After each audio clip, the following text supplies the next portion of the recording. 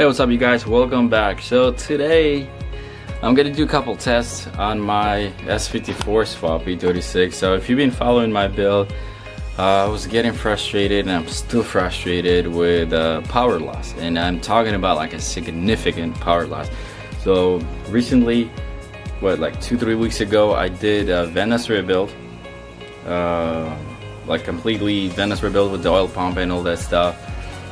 Didn't change anything other than rattle, it went away, and slightly better acceleration, but not to the point that I should be excited or anything like that. So I checked my catalytic converter, make sure they're not clogged up or anything like that, because sometimes the inside the catalytic converter, whatever it's made out of inside, it collapses and it blocks the exhaust, so you're not getting all the fumes or all the air going outside, so it kind of car starts lagging. So I checked the pressure on that, actually it was at 0, which is really good. That means the exhaust is breathing really good. I drove almost, if not more, 900 miles after I did the rebuild, and that's because I went to Beamer Fest this weekend and it didn't change anything. And actually towards the end of the trip, when I was getting home, it got worse. It's just I'm really not enjoying driving this car, honestly, because of the power loss. So there's a couple tests that I was going to do. One of them is a fuel pressure test and compression test and the cylinders, which is hopefully it's not the compression in the cylinders. And so on one of the forums, on the Beamer forum, I read that you have to do a Venice adaptation.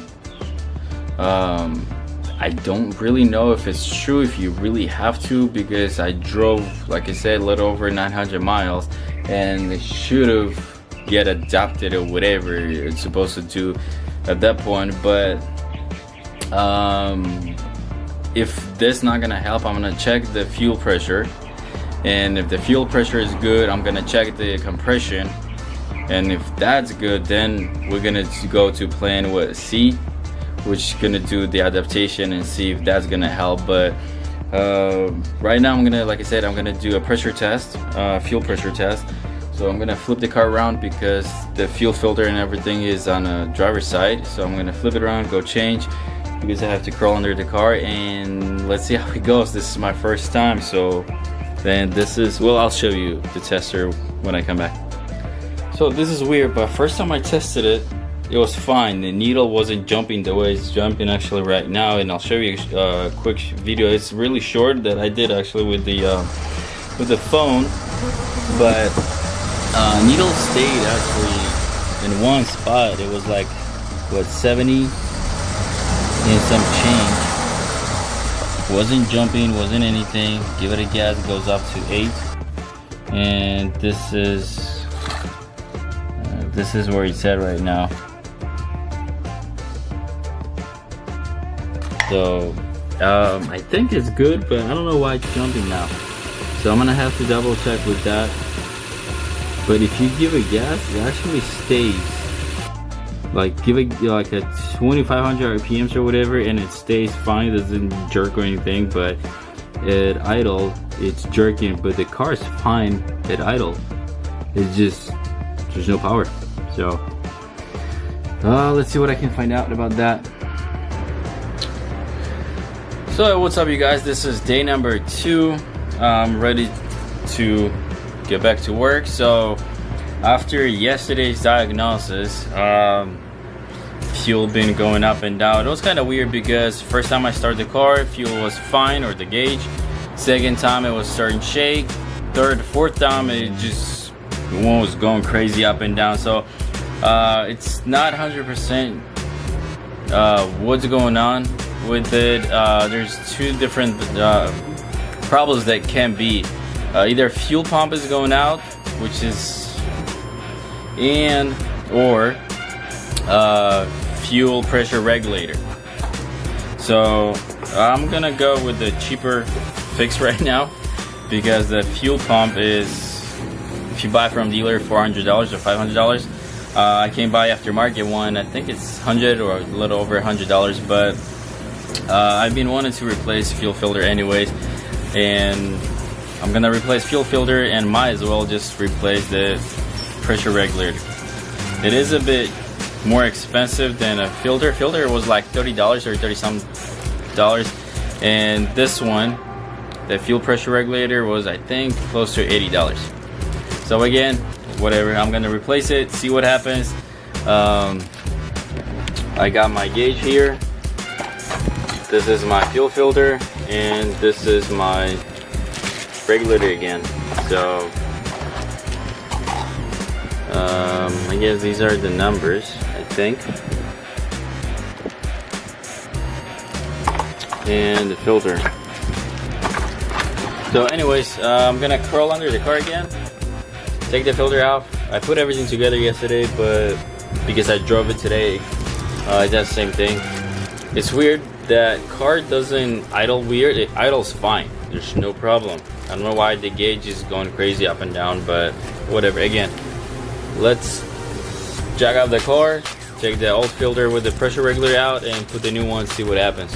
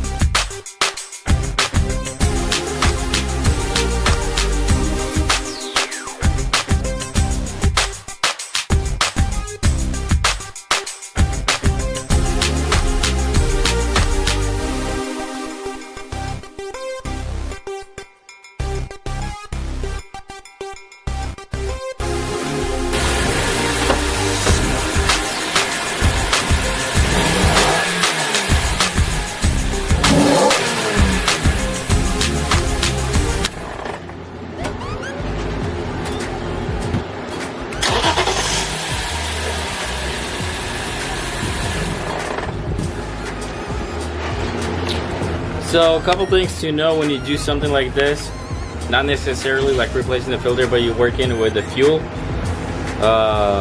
If you can work outside, if you can't, try to get like a big fan or something to get all the fumes out. And number two, get the mask or something, because it's really bad in here. So I replace everything, start the car, and you can see when I first started, it actually goes up to 80. And then it goes down to 75. I don't know if it's a good thing or not, but it didn't do that before. So, and here's the old fuel. It's not horrible. It's all right. Minus the water that was in the bottle. So I'm gonna put everything back, tighten everything up, make sure my fuel is not leaking, and take it for a test drive. So fingers crossed. Hopefully, it's gonna drive better. If not, then we'll go to plan B, which probably either tomorrow or day after tomorrow. I'm gonna do the programming or whatever you have to do to the Venice that I said in the beginning. See if that will help. If not, then we'll probably, or I will, replace the fuel filter, or I already did filter, fuel pump. So let me put everything together and I'll be right back. So this is what it looks like underneath. Excuse my fan. I have fan going on high because it's really, there's a lot of fumes down here. So here's the filter. I put a date on it. And here's the pressure regulator. And it goes inside the car or in the engine.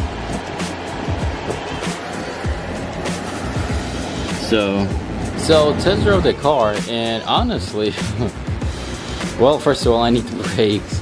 Even though I have somewhat new brakes, because right before I did the S54 swap, I replaced brakes and everything, and I have 95 M3 brakes, so they're slightly bigger than what you have on the regular E36, but man, they're not holding. Second of all, I don't know. I mean, I drove. It feels like it's going fast. pressing a sport mode and it's just flying. So I don't want to get overexcited just yet. I was going to record it. I can't hold this camera and my GoPro is freaking dead. I can't find anybody to record it on the side to freaking have it as a passenger, and isn't it always an issue, batteries and shit like that. So hopefully tomorrow I'll have somebody to drive with me, or I'll get my GoPro charged up and record how it drives. So like I said, so far it's actually pretty good. Is it what I was expecting? No, I thought it's gonna be, well, first of all, I thought it's not gonna help at all, but it did help, but it's still not there yet. So I'm still gonna do the Venice program, whatever it's called, see if it's gonna help, and we'll go from there. I don't want to replace the fuel pump just yet. So okay, so while my co-pilot, aka cameraman, is going to the bathroom, I'm gonna start the car, warm it up, and we'll go. I wish I had a warm-up gauge light here that S54 has, but I have a cluster from my donor car, so hopefully pretty soon I am gonna install that on this car. And I know a lot of you that done same swap are just dying to have same speedometer cluster fully functional, working on on E36, and hopefully pretty soon I am gonna have that, and I'll let you know, guys, how you can do that on your swap, how you can make it work. And like I said, everything will work. Warm up light when you open the doors, oil light, everything. So if you're interested, please comment below. Let me know if you are, because the guy that's working on it, he's taking his sweet time on it, and I'll be kicking his ass. I'll be like, just hurry up, because people want this. Especially I'm the first person that wants it. So anyways, let's start the car, go for a test drive, see how it runs after what we did, and see actually how it's gonna start, because once in a while I do have that weird idle for just a couple seconds or whatever when the car is cold. So let's see.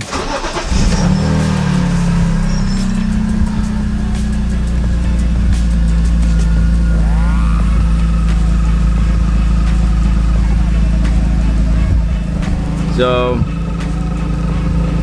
you hear that exhaust? I need to get different exhaust. I hate the sound of this exhaust. This is OEM S54 exhaust minus the muffler. It's gonna quiet. There you go. Now it's quiet. That's because the secondary air pump, when it's cold, the secondary air pump is working and makes the exhaust sound like crap. I don't know if you guys like it, but I hated it. I hate that. But it's quiet now.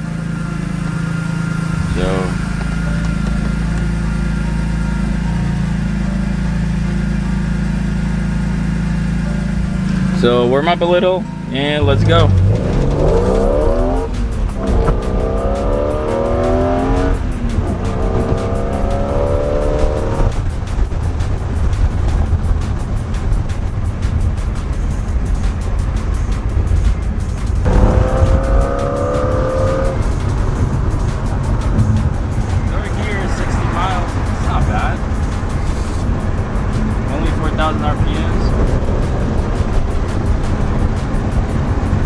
So let's do the exhaust sound.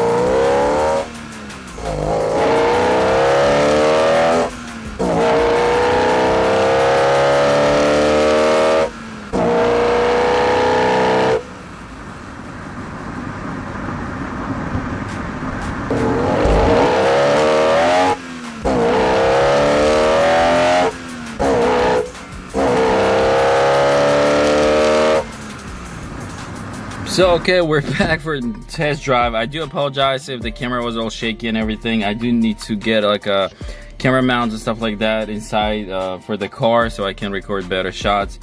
I do have one of those mounts for the head for the GoPro, but I kind of feel silly or retarded or whatever to be driving in a car and have the camera on my forehead. So now you can hear, or now you know why when I said that I need to get different exhaust, why I need to get different exhaust, because it sounds like, no offense to Honda owners, but it sounds like a Civic. So, and some of the shots or the drives with the recording whatever, it was with the sport mode and with the sport mode off. So the parts where the car was actually going, it's obviously within the sport mode, it's still lagging pretty bad if you take it out of the sport mode. So another update, another day. Yesterday I was at my friend's house. He's the one actually that was helping me with doing some of the wiring and tune-up or reflashing the ECU and stuff like that. He was helping me to do a referee inspection because he did that on 98 BMW M3 that he owned, and like really clean. I'll post the picture if I can find it, because he sold it. He doesn't have that car no more. But I was at his house yesterday again, trying to figure out why in the heck my car is lagging so bad. And on the way there, I was driving, I was using a sport button on and off, and actually it's coming, like I've been saying that the car keeps getting better and better every time I drive it. And yesterday I was driving in the sport mode and the car was just flying. It was so good. But if you take it out, the sport mode it was bad. So I get there, he does diagnostics. Even though I don't have check engine light or anything like that coming on, he still found, I think it was 3 different codes. One for the Venice, one for the misfire, and one for the fuel relay, which is kind of weird. But sometimes you get those codes, they're either pending or stored in the ECU or in the DME, but you won't get a check engine light. But he cleared it, and here's why I had those codes. The car, or when I did the Venice rebuild, and I know you're gonna say I should have disconnected the battery, but I didn't disconnect the battery throughout the whole time. I did the Venice rebuild, and if you guys seen my previous video, I kind of messed up and I forgot to plug in my Venice solenoid, and the car started to sound weird, grind, and it stopped. So I think the Venice light or the Venice code was for that. The misfire was probably because of that too, because since the solenoid wasn't connected, it wasn't working, Venice couldn't adjust the timing, and it did the misfire. It turned out or shut down the engine or whatever. And fuel relay, I disconnected it and I ran a little bit to get the oil pumped through the system. So, and he cleared it. I drove a little bit. The lights didn't come on, and he could not do the Venice adaptation. I keep forgetting what it's called, but Venice adaptation. And again, I don't know if you guys done it, if you heard of it or not, like if people done and it made any changes. But I read on the Beamer forums, but that it did help to a lot of people, but he couldn't do it for some reason because it wouldn't let it do it because there was no codes or anything like that. So, well, at least after he cleared the code for the Venice, he checked everything was working fine, and he said we'll just reflash the ECU. He's gonna get the program and stuff. He was busy, couldn't do everything at his house, so I left. And on the way home, actually, again, it was like I said, it's getting better and better. And I was driving home, and I don't know if you guys remember the reason or what exactly my car is doing, why I keep saying that it's losing the power or lost the power. When you drive down the freeway, and let's say you're in a 5th or 6th gear or whatever, and this one is 6 speed, so let's say I'm in a 6th gear, I let go of gas, and then punch it, car just would not go. And if you drive BMW, if you own BMWs, you know that they're known for, you let go of gas, you punch it, that car just takes off, it goes. And sometimes I'll have to not only downshift once, but I'll have to downshift twice. So instead of going from 6th to going 5th, I'll have to go in 4th to kind of get the car rolling. And yesterday, going in the 6th gear, going like 70 miles or 65, I let go of the gas, punch it, the car just takes off. I don't have to downshift, I don't have to do anything. And throughout the whole time driving home, it did that. I didn't drive it today, but it feels pretty good. So hopefully clearing those codes that were stored in the DME, that kind of helped the DME, it's like a clearing the head, you know.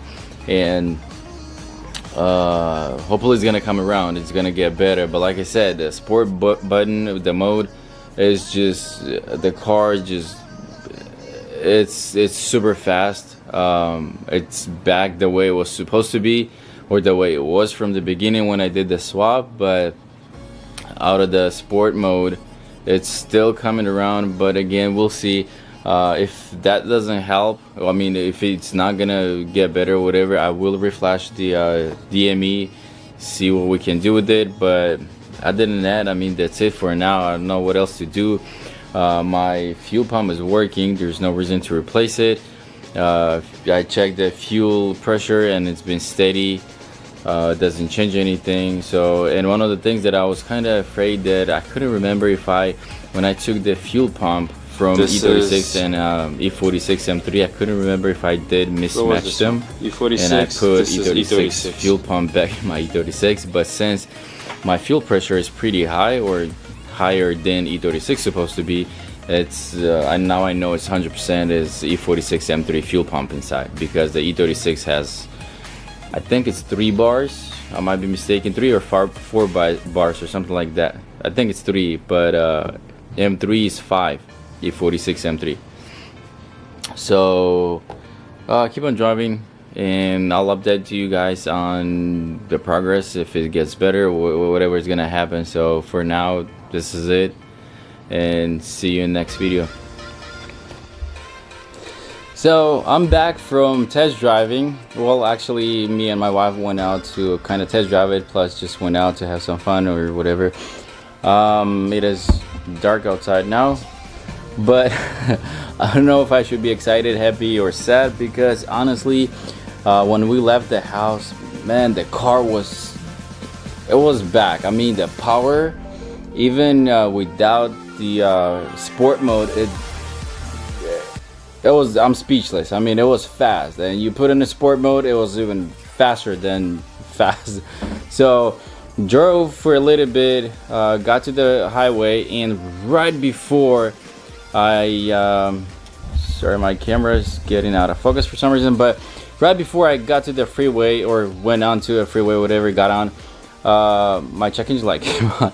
And that's the first time that I've had check engine light on in this car ever since, like, before I did the swap. It's OBD1, so we never even had the check engine light working. But after I did the swap, I got check engine light connected or whatever, the way it's supposed to be working. So like I said, ever since I did the swap, I never had check engine light on, and I was kind of surprised and scared at the same time. I didn't have my OBD2 reader, which one of the cheap Craftsman ones. It doesn't do much except for just reading basic codes and just quote unquote reporting. But anyways, drove home, and it was for a lien code on bank 2. I don't know what was going on, but there's a bunch of different reasons why the light can come on for that. It's either O2 sensor is bad, there's air leakage somewhere, or MAF sensor is bad. So I cleared the code, we left. But, well, actually I should say that as soon as the light came on, car was just driving like a freaking, it was bad again. It's like deja vu. Everything came back, or went back to freaking slow motion and stuff. So drove home, cleared the code, we left the house. I drove, I don't know, 10-20 miles, give it a take, and chicken's light didn't come on, but the car is still slow again, and I really don't know what to do at this point. So I'm gonna go to my friend's house tomorrow, see if there's any stored codes in the DME, clear that. Hopefully there's something there and it's gonna clear and the car is gonna drive again, because I really, it sucks. I was super excited. I did a couple of videos, a couple shots. Hopefully, I haven't checked it, but hopefully something good came out so you guys can watch and enjoy. If not, then freaking we'll have to wait till next time, because I'm probably gonna end the video here. And again, it is frustrating. I'm frustrated, I'm mad, I'm excited, because like I said, the power came back. One of the things that I was really afraid that my compression in the cylinders went down for some reason, because well, it's an old engine, has some miles on it, but it didn't. So it still has juice in it, like, and like I said, when we drove home back, even my wife was like, it's not fast. Because when we left, it was just, you punched and it was kicking you against the seat. It was that bad, or I should say good. So again, I'm gonna end the video here. Hopefully in the next video I'm gonna have updated with the good news, see what the heck is going on. But hopefully you guys enjoyed the video, learned something new. If you did, please hit thumbs up and look out for my next video. See you next time.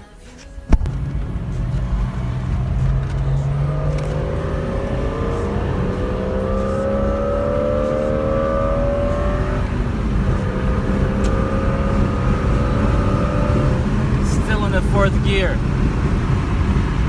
Eddie.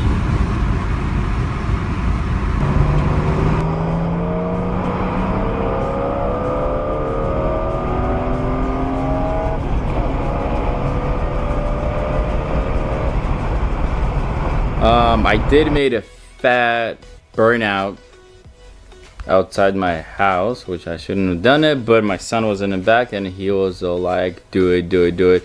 Again, I didn't take it or record on a video because it's dark outside, couldn't receive, but I'll post a video or picture of the line, or not, we'll see, I don't know.